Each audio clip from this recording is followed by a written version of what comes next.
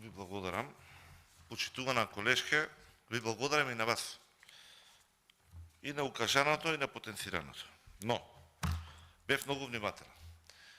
Имам лошо искуство со представници на СДСМ назад низ годините, кај што биле некојаш извртени работите, некојаш погрешно пренесени, презентирани, најчесто многу лошо толкувани. Тоа до ден денеска се случува. Може би не во целава, но многу често се случува.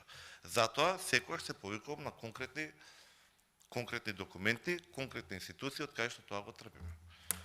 Не сакам јас да играм со бројки. Не сакам да играм со проценти како што велите вие, ајде да ги видиме вака, да ги видиме така. Па ќе збунуваме јавноста со серија на бројки. Не. Мојата интенција во овој парламент е како ние сите заедно да направиме подобри услови за живот. За вас, за вашето семејство, за нас, за сите тука присутни, за компаниите, за фирмите, за нашите блиски, за нашите не толку блиски. Како оваа држава да тргне малку напред? Ме прашавте директно прашање, имам обврска да ви одговорам. Што е за мене задоволителен процент, ми рековте? За мене задоволителен процент ќе биде оној процент што ќе покаже народот. Граѓаните на Република Македонија во најголеми, се мери, дозволете, 60% во најголемиот дел, во последно време и повеќе од 70%. Се уверени или укажуваат јасно дека државата се движи во погрешна насока. Дека утре сметат дека ќе биде полошо од денес. И многу полошо од завчера што беше. Тој процент за мене не е задоволителен. Би бил многу задоволен доколку имаме 55% или 51%, барем кој што ќе сметат дека се движиме во права насока. Може би не би бил среќен, но би бил задоволен со такво нешто. Сега имаме ситуација кај што малтене 2/3 од нашите сограѓани. Во нив спаѓаат и моите пријатели, и вашите пријатели. И моите сопартици, голем дел и од вашите сопартици. Кои што го делат истото бреме на секојдневието. Кои што истите имаат проблем, мака се ги исплатат кредитите и да купат кашкавал последно во продавница. Затоа сметат дека се движиме во лоша насока. Бидејќи се плашат дали ќе премрзат зимава. Јас не реков за транспарентноста, имам извештај на ДЗР. Може би институцијата во која што е најрелевантно сите други што овдека се ги дискутирале извештаи или планови акциони така натаму. Може би институцијата со најголемата поддршка со консензус од сите нас. Има констатирано препораки по кои што не се постапува. Имаме институции сега владени, државни, кои што тие препораки ги игнорираат. Тие препораки се за чекор напред. Од тоа аспект го кажав. Ево и ова, реков нема да должам многу. Ја спомнавте Центарот за граѓански комуникации, се повикавте на него.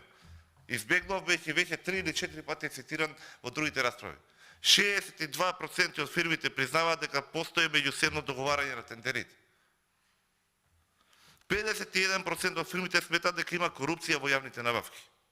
Најголем дел од нив сметат дека врските се најчест облик на корупција. Директно поврзани. Некој што раководи со институцијата и некој што аплицира или го добива тендерот и неговата реализација. И ова е само во фазата на спроведување на јавните набавки. Самата реализација нуди уште поголеми проблеми. И сето тоа се рефлектира во завршните бројки. И односно, сето тоа се рефлектира во она дали нашите граѓани се задоволни кај се движиме или не. Само 6% од фирмите изјавиле дека се жалат во државната комисија. До толку изгубен нивната доверба, нивната надлеж во системот. Ако виделе нешто дека не е во ред, да се жали, па таа комисија, орган, тело, дека ќе направи нешто, се исправи таа неправда.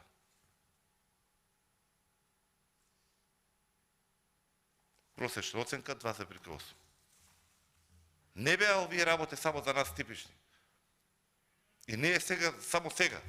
Не сакам да дискутираме за проблемите што се јавиле во светот. Имавме и светска економска, европска, должничка криза. Како Македонија ги поминавме, како така. Се движевме, но имавме некоја нагорна тенденција. И на реализација, и на социјални трансфери, и на раст на плати, и некоја почетна состава од која што тргна владата. Еве и да се сложам со вас. Имаме кризи. Имаме, го дискутиравме тоа на претходната комисија. Кризната состава е ситуација во која што вашиот, мојот живот, приватните добра, имотот, здравјето на нашите блиски е загрозено. Дали излеговме? Не направивме. Парите се потроши. Ефекти немавме. Година дена подоста, ние повторно дискутираме за кризите. Не можеме да излеземе. Оваа влада функционира во кризи. И не можеме го гледаме од другата страна. Нефункционирањето на оваа влада произведува кризи, во кои што ние сите заеднички сме заточени. И она што е најстрашно, годините си поминуваат. Тоа е единственото нешто што не можеме да го вратиме назад. Тоа се години кои што наместо развој, ние добивме стагнација или уназадување. И ние, и нашите граѓани, и стопанството кое што треба да овозможи подобар живот за сите. Ви благодарам.